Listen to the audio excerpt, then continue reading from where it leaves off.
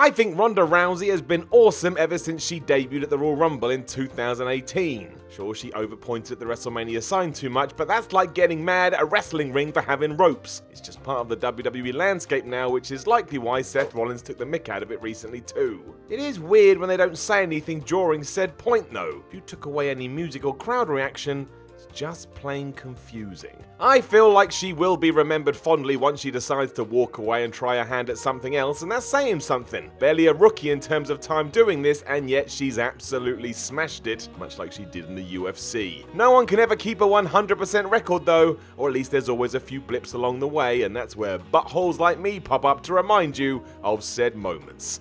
What an asshole. I'm Simon from WhatCulture, and this is 10 things WWE wants you to forget about Ronda Rousey. Number 10, that debut. We mentioned it in the intro and we kicked things off with it too, but yeah. The buzz of Rousey arriving was great, as was the stare down between her, Asuka, and Charlotte, but the sheer amount of time she was told to point at the WrestleMania sign was odd. It happened so much and was held in position for so long, it was like she was doing a photo shoot. After a first few, it's like, yeah Ronda, we get it. Mania's coming and you're gonna be there. What was doubly strange was that when Rousey had technically debuted 3 years earlier at WrestleMania 31, this was all far looser and relaxed, and that worked better. She is a huge star after all, and at that event that was all that was needed to sell it. This was the equivalent of trying to drive the point home, and that's always a bit on the nose, and yes, that was also a pun. Plus, you sometimes worry all of this means more to WWE than it does the fans. It's mute now because of how far she's come since, but at the time, it was all social media wanted to talk about. Number 9, how her arrival affected others. This is a really interesting one because even Ronda herself mentioned it on her own blog. After surprising the world at the Rumble, Rousey felt like it trod on Asuka's big moment and she didn't overly like it.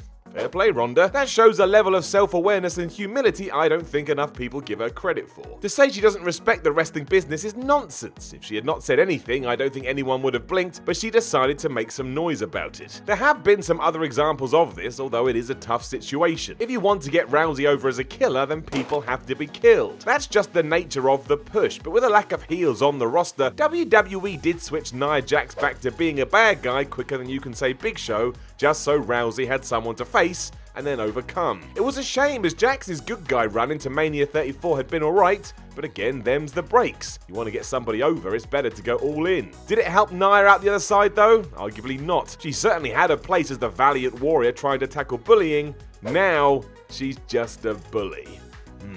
Number 8, the early promos. Another one I don't think we should be overly critical of. Yes, as Ronda Rousey was essentially learning on the job, there was a level of education that went with it. Wrestling promo isn't easy, and if it was, everybody would do it. Some performers are so good at them, it can utterly transform their lives and their careers. Just ask The Rock. It's also different from smack talking in the UFC, but even there, that wasn't what Ronda was all about. She was more of a silent assassin type, which did mean there was a few months where she had to find her feet in this regard. In short, she was nervous, and I'm not surprised. Imagine being given a mic in front of millions of people, a lot of who were just waiting to jump down your throat. So she stuttered and stumbled a little bit as the likes of Kurt Angle, Triple H, and Stephanie McMahon used their expertise to warm her into it. That's another tick for WWE as they saw what they had to do, and they did it. Enhance the strengths and hide the weaknesses. On top of this, Rousey was already murdering opponents in the ring by this stage, so no matter what she said, you didn't really have to care. Just give a wrestler one of those judo throws, and then we can move on. Number 7, her revealing book. Not something I'd usually talk about, but as it was documented by Ronda herself in her autobiography, My Fight, Your Fight, it's worth mentioning. One of the most provocative passages comes when talking about a former boyfriend she had before fighting Misha Tate at UFC 168 in 2013. What sums it up best is that her nickname for him was Snappers McCreepy. What's worse is that it ended quite violently. 2 weeks before this fight, Ronda found out that McCreepy had been taking slide nude photos without her consent. So she did what any badass MMA fighter should do and slapped him so hard, she hurt her own hand. Sounds quite fair to me. As a way of proving that this kind of thing wouldn't define her too, Rousey would go on to do a nude photo shoot with ESPN. It's powerful stuff. When it comes to the WWE and what it likes to put out there publicly, well, this kind of thing doesn't sit at the top of their list. who'd always like to paint the rosiest of pictures possible. Number 6, her honesty. Another intriguing one, but the human being known as Ronda Rousey is honest to the core. It's refreshing, and it goes all the way through to her sex life. If you ask her about it in interviews, she's got no problem answering it. In a 2015 interview with Maxim, she candidly responded to fans' questions about what she liked in the bedroom, and even explained why couples should never use lube. It's unlikely you'd ever hear that from a WWE superstar in a WWE-approved interview, although you never know. Maybe one day we'll know all about what Bobby Lashley or Ruby Riott likes between the sheets. Other chats between Ronda and the media have been even more explosive too. At one point, she told Jim Rome's Showtime that having bags of sex before fights was an unwritten personal rule for her. According to Rousey, it raises her testosterone levels. That is true. It's also interesting from a sports point of view, as many coaches ban their players from doing that before a sporting contest.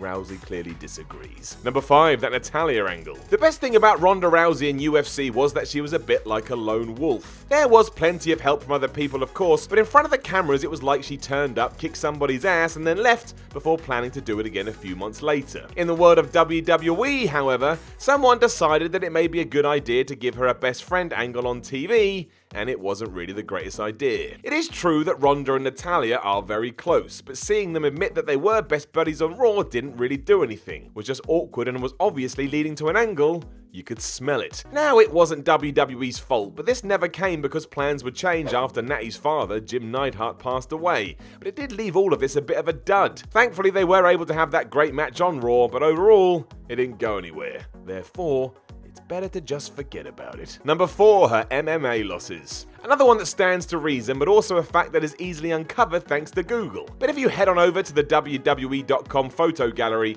you can see a bunch of images that show Ronda Rousey blazing through anyone who dared get in her way, but there's not even a mention about what happened towards the end. And yeah, it's obvious that WWE wouldn't want to highlight that, even more so when you take into account who her character is. But I'm bringing this up as proof of just that. They absolutely want you to forget about Ronda's 2 losses to Holly Holm at UFC 193 and Amanda Nunes at UFC 207. In reality, it doesn't affect Rousey's legacy all that much, but within the world of pro wrestling, it's just better to not focus on them so that when she does lose for the first time, probably Mania 35, it feels like a huge deal. This carries on too because there were hints by WWE that one reason she came to the company was due to being bored of dominating the MMA scene. If you want to buy into that, there's just 2 events you need to remove from your mind, even though in reality such things are actually character building. But whatever. Number 3, the Becky Lynch match was meant to be throwaway. Now this one is great and goes to show just how quickly things can change. In November 2018, we were all gearing up for Ronda Rousey versus Becky Lynch in a Raw versus SmackDown extravaganza. This didn't happen because Nia Jax blasted Lynch in the face and left her concussed, bringing in Charlotte Flair at the last minute. Amazingly though, if that hadn't have happened and we had gone ahead with Becky versus Ronda, there's every chance now we wouldn't be heading to Mania with the man in the main event spot. WWE only ever saw this as a throwaway match to give Rousey a new opponent, with the long-term goal being to get Flair to challenge Ronda at, you guessed it,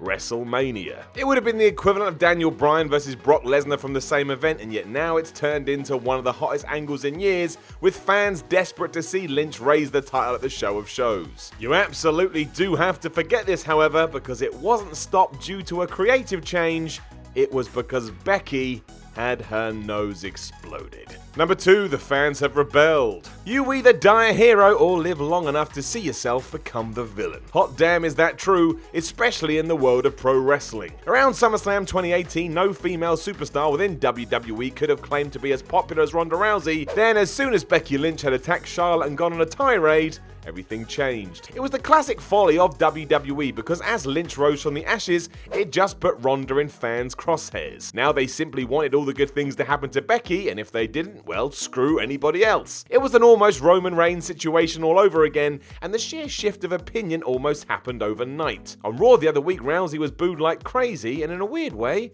it was uncomfortable.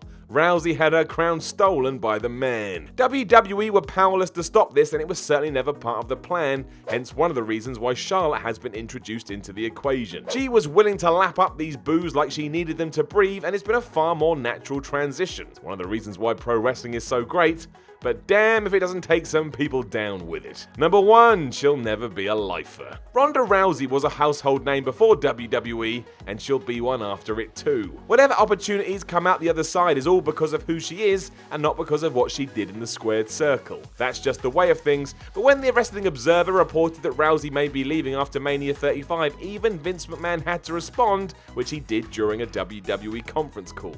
He simply said stars like Ronda would come and go. It was an offhanded remark, but also McMahon's way of saying that WWE planned around Rousey's schedule and not vice versa, which is the way with most people on their books. Even the company know they can't control a star of Ronda's magnitude because her marketability is already massive. Even my mum knows the name, even if she has no idea what she did. To break that right down, Rousey will never belong exclusively to WWE. She could go back to MMA, do more movies, or whatever. There's nothing stopping her, and countless entities would be desperate to have her on board. It just so happens that one of them could be WWE.